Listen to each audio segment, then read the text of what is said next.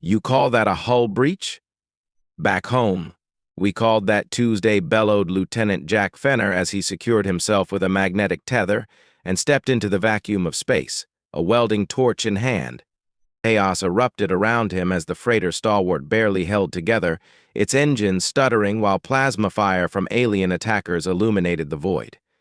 Fenner didn't flinch, nor did he glance at the raging battle. His job wasn't to fight, it was to fix, and no one repaired ships mid-combat like humans. On the stalwart's bridge, Commander Horvath, drenched in sweat, barked orders to the frantic crew. Keep those shields rotating. Engines at 60%. Get us some maneuverability, and someone tell Fenner to stop waving his torch around like a magic wand. He's at it again, groaned Ensign Drake, watching the external feed as Fenner floated across the hull, patching a gaping breach as if it were routine. That man's insane, Drake muttered. No, Horvath replied grimly. He's human, and that's why we're still alive. Across the battlefield, alien warships from the Ulek Dominion, sleek and bristling with weapons, prowled like predators closing in on wounded prey. Ulek Captain Karen, a towering six-limbed warrior, watched from his ship's command deck, his 6 eyes scanning the scene with irritation. The human vessel should have been obliterated by now, yet it defied all expectations. Their tactics are unconventional, noted his second-in-command, Tro. Their engineers are repairing mid-battle. Karen silenced him sharply. They fight unlike any other species. Outside, Fenner worked with unwavering focus. Lieutenant, incoming debris. Can you move faster? Called Petty Officer Ramirez over comms. Fenner, securing a patch over the breach, grunted, If I go any faster, you'll start calling me a magician instead of an engineer. Tell the captain I need 5 minutes. You've got 2. Ramirez snapped as another barrage slammed into the ship's shields. The vibrations rattled Fenner's teeth, but he grinned. 2 minutes it is. Don't want to disappoint the audience. And what an audience it was. The alien fleet paused, stunned by the sight of humans repairing their ship under fire. To them, it was either recklessness or unparalleled resolve. Karan leaned forward, claws stilling as he declared, They're either fools or warriors beyond compare. Prepare the boarding teams. Back on the stalwart, Horvath read the enemy's movement. They're closing in. Fenner, get inside. We've got uninvited guests. Fenner barely stepped into the airlock when the first Ulek boarding pod struck with a resounding clang. Alarms blared as Marines scrambled into position. Pulling off his helmet, Fenner turned to Ramirez with a grin. Looks like I'll be fixing more than hull breaches today. Hand me a rifle, you're an engineer, not a soldier, Ramirez protested. Fenner shrugged. Time to multitask. Besides, think these guys know how to fix their own ships? Bet you 10 credits they're as baffled by us as you are by me. In the cargo hold, the towering invaders smashed through, their claws raking the air and guttural war cries echoing through the ship. Fenner arrived seconds later, rifle slung over one shoulder, toolkit in hand, and surveyed the chaos with mild annoyance. Great. They brought friends, he muttered. Dropping to one knee, he sealed a corridor with his plasma welder.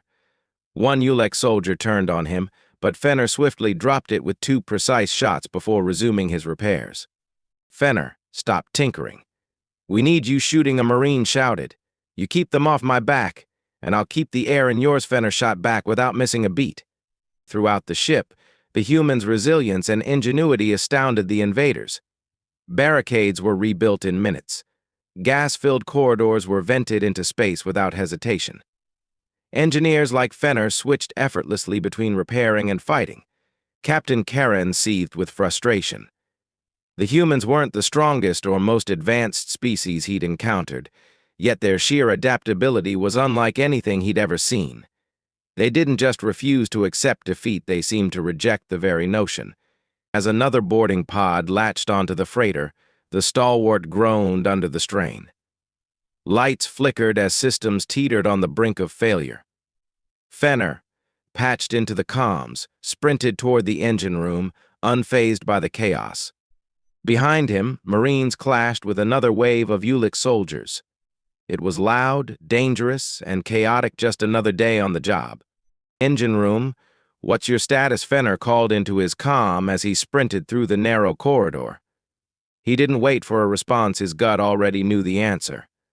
The engine's output was dropping fast, and if it wasn't stabilized soon, the stalwart would be a sitting duck.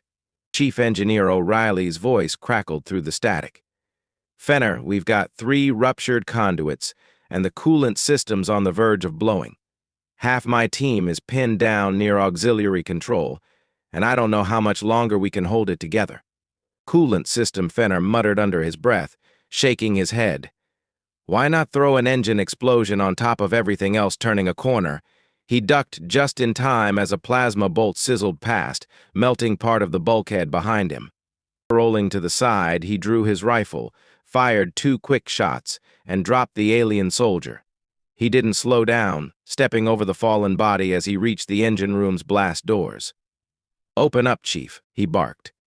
The doors groaned before sliding open, revealing chaos. O'Reilly stood at the main console, his face smeared with grease, hands moving frantically over the controls. Junior engineers scrambled to manage a tangle of wires and damaged components. Fenner whistled low. "Looks like one hell of a party in here," he quipped, heading straight for the coolant regulators. Without looking up, O'Reilly snapped, "If you think this is bad, wait until you see the reactor core. It's leaking radiation faster than I can contain it." "Reactor core too?" "You really saved the best for me," Fenner said, kneeling by the coolant system. He yanked open a panel and began rewiring with practiced efficiency. "ETA on those backup teams." "Commander Horvath's hands are full with the boarders," O'Reilly replied grimly. "We're on our own," figures, Fenner muttered. "All right, let's make some magic." O'Reilly shot him a weary glance. "Do you ever stop joking?" "Not when it keeps me alive," Fenner replied with a grin. "If you're hearing my bad jokes, I'm still breathing. Now shut up and hand me that coupling wrench." Meanwhile, the Ulic invaders were relentless. Captain Karen's orders were clear: disable the stalwart at any cost. The Ulic warriors pushed harder, efficient and brutal, but they hadn't accounted for the humans' unyielding ingenuity. In one access corridor, Corporal Haynes and his squad held the line, their smaller weapons barely denting the Ulic's heavy armor. "Where's Fenner?" Haynes yelled, ducking behind cover. "He said he'd patch this up." As if on cue, Fenner's voice crackled over comms. "On my way, Haynes." Don't get too cozy. Moments later, a small explosion rocked the corridor, and Fenner emerged from a maintenance hatch, lugging a jerry-rigged plasma cutter. He set it down, grinning at the stunned Marines. "Improvised turret. Ugly, but it'll slow them down." The plasma cutter roared to life, firing bolts at the advancing aliens. "That thing won't last forever," Fenner warned, motioning for Haynes to follow. "Let's reroute these boarders to a dead end." Haynes signaled his squad. "You're insane, Fenner." "Yeah, but you love me for it." While Fenner's contraptions bought time, O'Reilly and his team fought to stabilize the engines. "Coolant flows back to 70%, O'Reilly announced. "Reactor core breach averted for now." "Good work," Chief Fenner's voice chimed in. "Meanwhile, I've got more uninvited guests to entertain." "Repairs or fighting?" O'Reilly asked with exasperation. "Same difference," Fenner shot back. On the Ulic flagship, Karen's frustration boiled over. "Status on their engines," he demanded. "They're still functional," Tro admitted hesitantly. "Their engineers are. Remarkable." Karan slammed his clawed hand onto the console. "This ends now. All boarding teams converge on their engine room. Without propulsion, they're finished." Fenner, hearing the orders over comms, leaned against a bulkhead, wiping sweat from his brow. "Converging on the engine room? They're getting predictable now." "Can you hold them off?" Horvath's voice asked over the comms. Fenner grinned despite himself. "Got a few tricks left. Tell O'Reilly to save me a drink."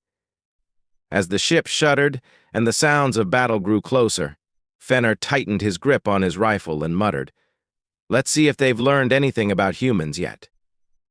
The engine room felt like the heart of a dying beast, steam hissing from ruptured pipes, warning lights flickering like fireflies. The air smelled faintly of scorched metal, and the engine room was on the brink of failure. Fenner stood at the center of it all, gripping his rifle tightly as O'Reilly and the remaining engineers worked frantically to stabilize the ship's systems. "How long until their boarding teams get here?" Fenner asked, his voice steady despite the chaos. O'Reilly glanced at the tactical display. "Minutes, if that. They're throwing everything they've got at us." "Fenner, this place is a death trap. You should fall back with the others." Fenner snorted. "And leave you babysitting a ticking reactor?" "Not a chance, Chief. Someone has to make sure the stalwart doesn't end up as scrap metal." The comm crackled, Horvath's tense voice cutting through. "Fenner, the Ulick are focusing their forces on the engine room. If they take it, we lose everything. You have to hold." Fenner's grin was audible. "Don't worry, Commander. Holding is what we do best." The bulkhead at the far end of the room shuddered violently, followed by a deafening crash. A boarding pod latched on, and the doors blew open. Ulick warriors stormed in, their war cries echoing off the steel walls. The engineers, "Get to cover," Fenner yelled, taking aim. His rifle spat plasma bolts, cutting down the first invader before they cleared the threshold. The others surged forward, relentless. O'Reilly dove behind a console, shouting at his team, "Keep the system stable. If we lose the reactor, Fenner can't hold." "Less talking, more fixing," Chief Fenner barked, firing shot after shot as the ULAC advanced in waves. Emergency lights flickered, illuminating their claws and plasma rifles. Fenner darted between cover, his shots precise, his movements calculated. He wasn't fighting to win, he was buying time. More invaders poured in. "They're coming through," O'Reilly shouted. "Let them," Fenner replied, reloading his rifle with a fresh power cell.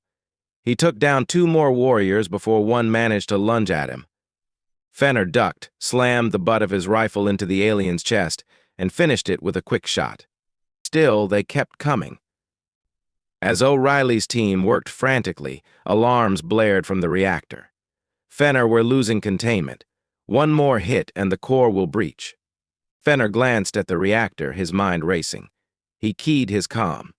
"Horvath, we've got a problem. If we don't do something drastic, we're all going to be space dust." Options. Horvath's reply was immediate. "Just one," Fenner said. "I can vent the reactor manually, but I'll need to hold the override while you get everyone else clear." O'Reilly's head snapped up. "You can't. You'll—" Yeah, heroic last stand, blah blah," Fenner interrupted. "Save the speeches, Chief. Just make sure this ship gets out in one piece." O'Reilly hesitated, then nodded. "You'd better not screw this up," Fenner grinned. "When have I ever?" As the engineers retreated, Fenner made his way to the reactor controls. The ULAC pressed harder, sensing victory. Plasma bolts whizzed past as Fenner ducked for cover, activating the manual override. The vents groaned to life, spewing superheated plasma into space. The sudden discharge struck one of the ULAC warships, disabling it and buying the stalwart a critical window to escape. Horvath's voice crackled in Fenner's ear. "The engines are online. We're pulling out. Get to the airlock." Fenner glanced at the advancing Ulick warriors, raised his rifle, and smiled grimly. "Sorry, Commander. Looks like I'm staying a little longer." The stalwart roared to life, its engines pushing it away from the battlefield. The remaining ULAC ships hesitated, torn between pursuit and regrouping. By the time they decided, the freighter was already gone. Months later, tales of the battle spread across the galaxy. Stories of a lone human engineer holding off an entire Ulick boarding force became legend. It wasn't just human ingenuity or courage that left a mark, it was their refusal to quit, even against impossible odds. The stalwart limped back to a human-controlled station, battered but victorious. Fenner's name was etched into history as a symbol of humanity, resourceful, relentless, and utterly unpredictable. As the stalwart docked at the station, a crowd of technicians, medics, and officials swarmed the battered freighter. Commander Horvath stepped down the ramp, his uniform scorched and his face lined with exhaustion, but his expression carried the weight of their hard-earned victory. "Commander," the status report an officer asked briskly. Horvath looked back at the stalwart. The hull was scorched, its engines barely functional, and it bore the marks of a battle that no ship was meant to survive. He sighed. "We're alive. That's the status." But his mind lingered on Fenner. A hero's name carried weight, and Fenner had earned it, but at what cost? He had been the last line of defense, a stubborn, grinning engineer who refused to back down even in the face of death. Now, his absence weighed heavily on the crew. In a darkened room aboard a Ulic battleship, Captain Karan stood before a massive tactical display. Images of the stalwart and its daring escape flickered on the screen. His second-in-command, Tro, stood at attention nearby, the tension in the room palpable. "They have spirit," Karan muttered, his claws tapping rhythmically against the console. "And unpredictability. Traits we underestimated." "They're not like the others we fought," Tro admitted. "Their adaptability is dangerous." Karan's 6 eyes narrowed as he studied the footage of Fenner fighting in the engine room. Dangerous, yes, but also exploitable. They are individuals, not a hive. They rely on their ingenuity and their willpower. Find their leaders, their innovators, remove them, and the rest will crumble. On the frontier. And the frontier. The stories of the stalwart's survival spread far beyond human-controlled space. The tale reached distant colonies, sparked discussions in allied councils, and even inspired a new wave of recruits to join the fleet. Humanity was gaining a reputation, not as the most powerful species, but as the most unpredictable. Deep in an isolated asteroid field, a small human freighter limped into a hidden dock. Inside, a figure stepped off, leaning heavily on a makeshift crutch. Jack Fenner, now clad in patched gear and looking rougher than ever, grinned at the mechanic who approached. "Didn't think we'd see you again," Fenner the mechanic said, eyeing him with disbelief. "They said you went out with the stalwart." "Reports of my death," Fenner replied with a smirk, "have been greatly exaggerated.